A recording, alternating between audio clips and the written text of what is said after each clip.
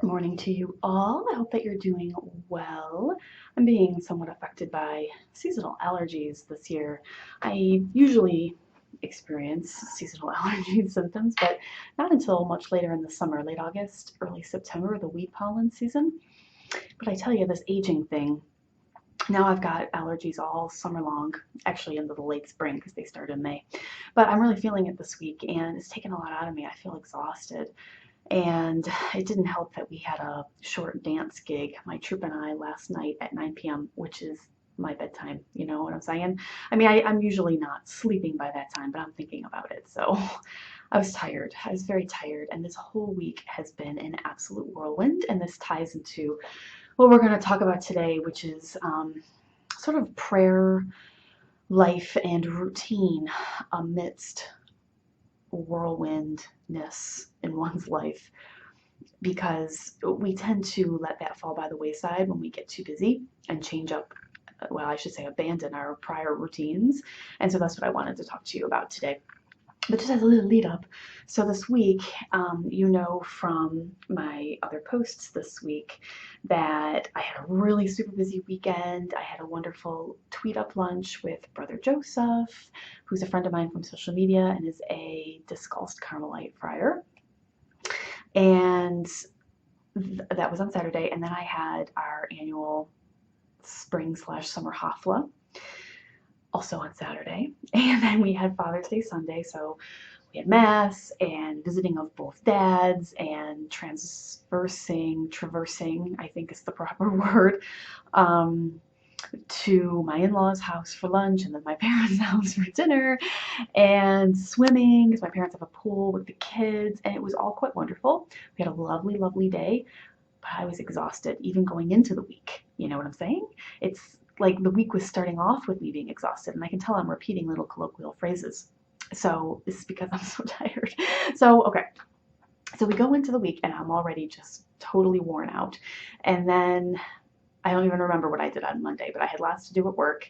And on Tuesday and Thursday of this week, I'm on a search committee here for some new teaching librarians, and we had candidates coming in for in-person campus visits and interviews on both of those days, and that's just a full day for me because we have stuff scheduled with them for the majority of the day, and I'm involved in most of the meetings that they have, and I want to attend their presentations that they're giving, teaching presentations, and it's been absolutely wonderful, but very tiring because of this phenomena going back to the weekend. I have gotten a lot more social as I've gotten older. I've really been noticing it in the past year or so. However, that being said, I'm still an introvert at heart, and so my real peace and recharge comes from within. And so when I'm dancing, certainly performing, or even just meeting up with people whom I really genuinely like and I have a fantastic time, it takes a lot of my energy reserve because I feel like I need to be on Tiffany. So I need to be all engaging and social and fabulous. And it just takes all of my strength to be like that. And I feel like that's been happening more and more. It's been absolutely fantastic.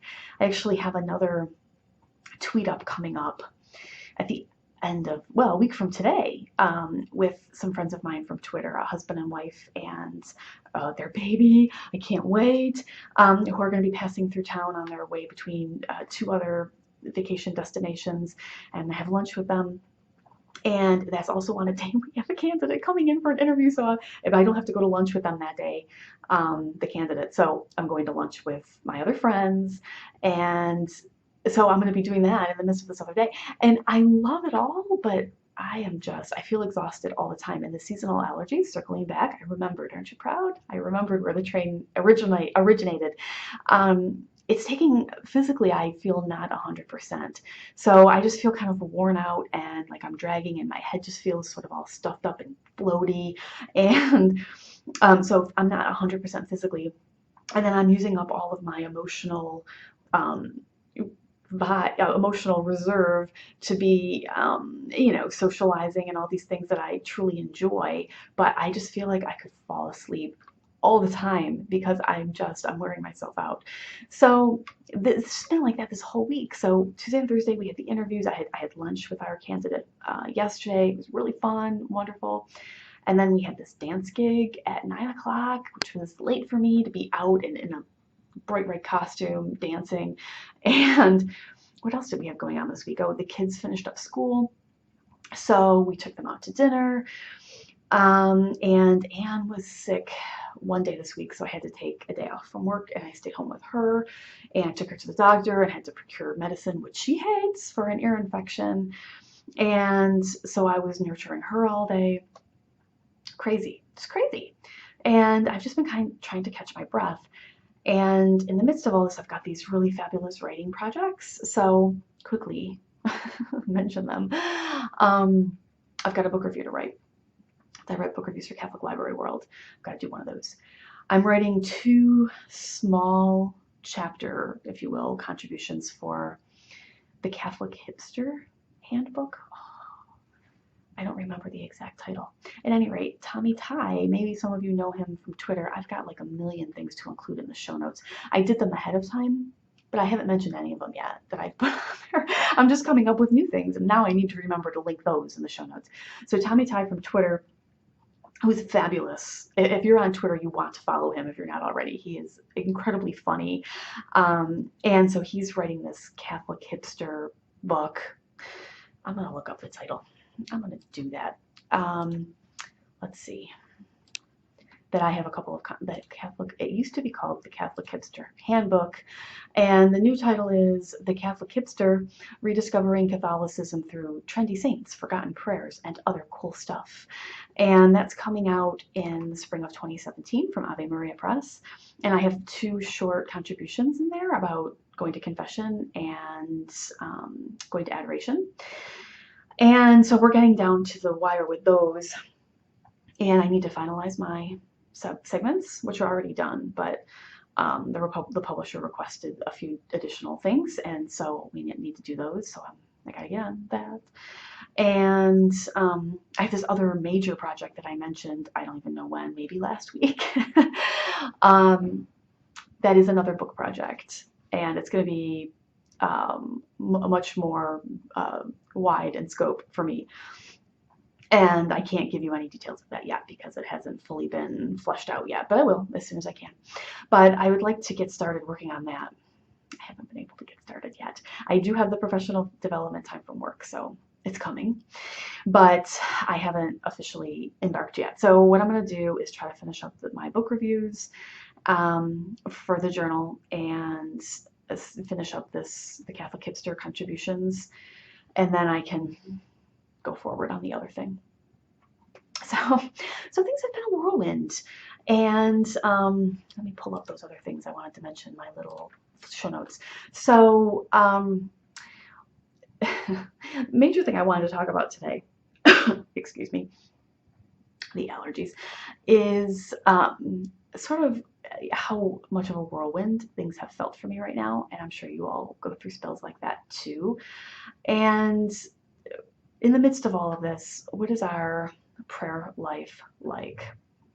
I don't know about you, but I tend to let my normal routine slowly slip like sands through the hourglass, through my fingers when all of these other things come up demanding my attention. It is not a good thing, because then we feel more frantic, less peaceful, more overwhelmed, less calm and prayerful, and that's not good.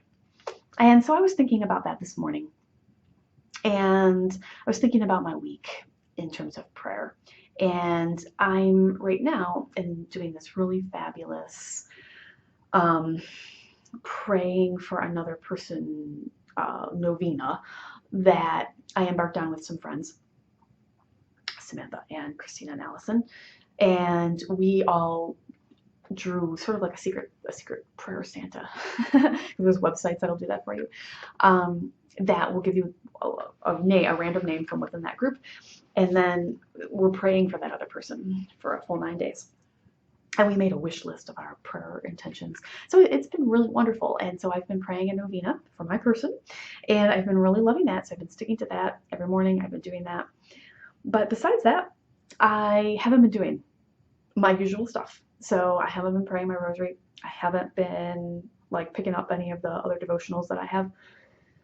And it just makes me think that I need to change some things. And I was thinking this morning about the Liturgy of the Hours because I love praying those. And I just have a really hard time figuring out the ideal way to pop that into my schedule these days. Do you have any ideas? Because I don't have any ideas. But I would love to hear your prayer routine and how you make it work for you. I've written about this in the past, and I have the link already in the show notes for like what it would ideally be for me, what I call my little domestic monastery. And if I could, I love the idea of that peace permeating the life of a layperson. So, I had thought when I was much, much younger about the religious life. Maybe some of you did too. And ultimately, I decided that just wasn't for me, but I still have a lot of respect and interest in the religious life, like I mentioned over my lunch with Brother Joseph. And so I was just thinking about it in the context of, as a laywoman, married with children, what is it that I can do to make my home and my office, because I work outside the home, just have that sort of that feeling of that there's a prayer structure that sustains you throughout your day, just like the religious have, that, they have a routine and they pray the liturgy of the hours throughout the day at set times. They have mass. They may have a time for adoration, either daily or weekly. They may pray the rosary at a specific time each day, either in community or by themselves. They eat meals together. They pray grace beforehand together, and they have a set time for recreation. There's just, to me, there is such solace in that. I know for many people that seems too structured for them, but to me it seems fantastic. And so I'm thinking, I am a wife and mother, and so what can I do to just have that sense of peace in terms of a prayer structure, just keep me uplifted throughout the day? And I would just love to hear your ideas on that. Because right now I feel like I've just fallen off the wagon with a lot of things that I've done and have worked for me for different spells of time in the past. And I would like to try to formulate something again. So I would really love to know what you think. And so tying into all of this is the reading that I've been doing. So I finished up Church of Spies, for any of you that have been reading that along with me. I finished it this week. I have lots to say about it, and my post is going to go up Wednesday the 29th. So coming up next week. So I'd love to have you join me and post your thoughts on the remainder of the book. I have a link in the show notes. And so I finished that, and I need to get started on the Late Summer Book Club book. I'm also linking to that for Planned Not Scripted, the podcast I do with Christina. And the book that we're reading is The Summer Before the War, fiction, historical fiction. And we're going to be reading the first 9 chapters for July. And so I need to get on top of that, but I just haven't downloaded the book yet. So I think I will probably this weekend because I want to get started. But in the meantime, I was just lying in bed. I finished Church of Spies, and so I thought I'm just going to start reading something that's already on my Kindle because there's a lot already on my Kindle. And so I thought I'll just start reading one of these books. And I have that new Mother Angelica book by Raymond Arroyo called, I'm reading it here, Mother Angelica, Her Grand Silence, about her final years before she passed away. And I love it. It's fantastic. I've got a link in the show notes. It's, I think, $11.99 for Kindle. It's also obviously available in print form, and I'm sure you get it from your library. But I am really enjoying it, and I just love Mother Angelica. But it also just made me think about, in her later years, she had a stroke, and that had to have been so hard for her for a number of reasons, as it would be for anybody, because of the physical limitations that she then had to deal with after the fact. But for her in particular, so much a part of her identity was the network and her live show and her ability to make people laugh. All of that depended upon her speech, her ability to speak, and the stroke impacted her ability to speak, her physical ability to speak. That would be so hard. But she was Mother Angelica, and so she just bore it with grace and humility and did the very best that she could with it, and just knew that this was God's plan for her. And so now her time was more devoted to contemplative prayer, because she was a cloistered sister, contemplative nun. And so she just turned her attention back to that, and she had plenty of other people in place to run the network and all of that she trusted. And so she knew it was in good hands, but that had to have been so hard for her. But her faith sustained her. And so I've been thinking about that as I've been reading it, that, she was a nun, and so she had that prayer routine in place for her to fall back on. I don't know if she could always pray in community with her sisters, but she could always pray, lauds and vespers at the specific times of the day, and I'm sure that faith brought her still to Mass and all of that. And she could still hear them pray the rosary, even if she couldn't participate with her own voice. And it just was reinforcing what I was thinking about today in terms of what can I do to just foster that within my own little family and domestic monastery. We do pray grace together before we eat dinner. We go to Mass together on Sundays. Little things here and there I try to do with the kids. But right now it's the summer, it's not Lent or Advent, so it doesn't have that special liturgical season where you make that effort to do more. But I don't want it to languish. I want to still have that fervor of our faith present in our home and in my own personal prayer life. So I would love to know what you think about all of this, and if you have any ideas for me, please write in. And totally unrelated to anything else, but I see it in my notes that I thought I would mention this. Last week on this very podcast, I mentioned that, it being the summer, there's our tie-in, it's the summer, and my hair is just like expanding by the nanosecond because of humidity. My sister recommended to me Moroccan oil. Should you need Moroccan oil for your hair? I went out and I got some when Anne and I went to the pharmacy to get her medication for her ear infection the other day, and I have to say, if any of you have this summer hair problem, it's wonderful. I applied it to my hair after I took a shower, and it made it dry. And these, like my hair actually is a lot more curly as I've gotten older after I had kids, and but the curls are just seem unmanageable. But with the Moroccan oil, it made the curl, like I actually might leave it curly sometimes. It really made it dry and curl in a way that wasn't like bam out there. So yeah, I've got a link in case you have the same problem with your hair. I really liked it. Summer problems, right? So I'm going to try to remember to add those other things into the show notes, but I feel much better now after our discussion, and I'm going to finish my coffee. I hope that you're enjoying yours or your tea, and I am going to eagerly await your comments on prayer life routines and just keeping our faith alive over the summer between Lent and Advent. So do write into me, dear friends, and I look forward to talking to you soon. Bye.